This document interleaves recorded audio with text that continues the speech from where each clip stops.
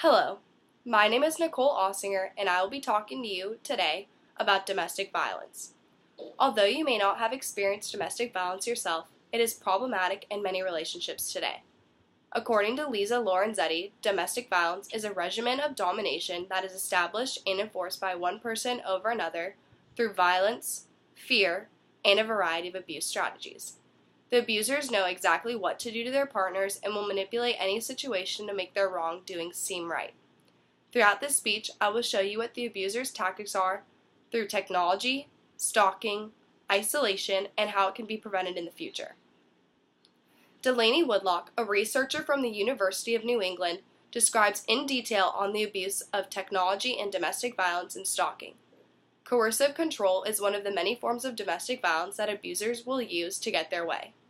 According to Woodlock, coercive control is a theoretical framework that encompasses physical abuse that occurs in domestic violence, but which also includes tactics not traditionally viewed as a serious form of abuse. The tactics that are used by the partner are how they can control and intimidate you by using isolation, a GPS tracking system, or threatening you by violence. Stalking is a very big risk factor for violence that not many people take seriously. It can lead to sexual violence and can even lead to homicide if not taken earnestly. Woodlock discovered that a national U.S. survey found that cases involving stalking by intimate partners lasted 2.2 years on average. Depending on the abuser, they will either call repeatedly to know where their victim is, or they will call less frequently. Either way, it leaves a fear in the victim because they always know that they are there and they are watching. In a large U.S. study on stalking, 25% of stalking victims reported being stalked via technology. One of the major technological outbreaks for stalking is a GPS tracking system that can help find a person or phone at any time. This was created to help people if lost, but abusers abuse the tracking system to keep an eye on their partners. Perpetrators are known to isolate their victims from their friends and loved ones, thus creating the victim to feel depressed and have suicidal behavior. To instill dependence and prevent help given to the victim, they isolate them from their support systems by abuse and harassment towards family members or anyone they're close to, therefore restricting contact with other people. Manipulation is a key element in making sure the abuser has all the power. They will convince the partner that everything was their fault, making them apologize for the wrongdoings that they didn't necessarily commit. The partner will manipulate their intimate partner by abusing them and then showering them with gifts and promises that won't be kept.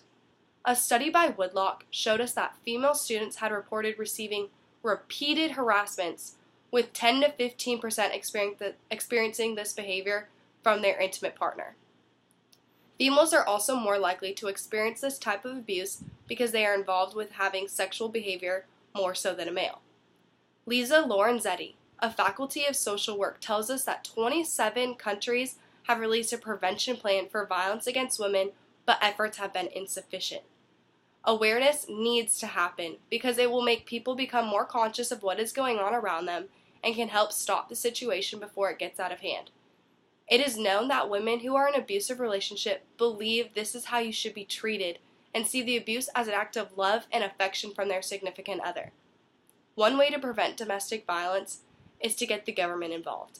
The government could come and dismantle the violence at an early age in a child's life by invading their home and taking them out of an abusive household. If the government creates a prevention plan to help victims of domestic abuse get help, then girls that have been previously assaulted will have a scapegoat and will less likely end up with PTSD or depression. By having depression or PTSD, it gives the perpetrator an advantage on the situation and will more likely try to manipulate the individual into thinking they are helping instead of hurting. Parental guidance is a big factor in determining if a teen is more likely to become violent or end up in an abusive relationship.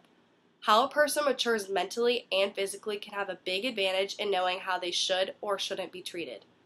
Lorenzetti states that domestic violence transcends class, race, ethno-cultural background, gender, and sexual orientation. Domestic violence can be prevented through many ways, such as being informed, knowing what to do when you see an abuser abusing, and getting the word out there as much as possible through books and articles.